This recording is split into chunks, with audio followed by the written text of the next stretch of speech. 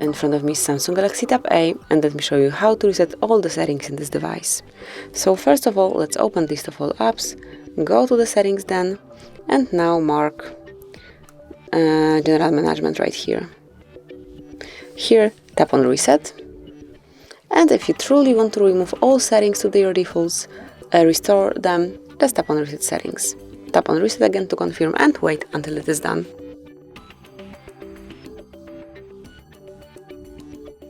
And that's it. As you can see, all settings have been reset. You've just done it.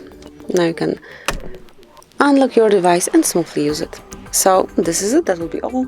Thank you for watching. Please subscribe our channel and leave the thumbs up.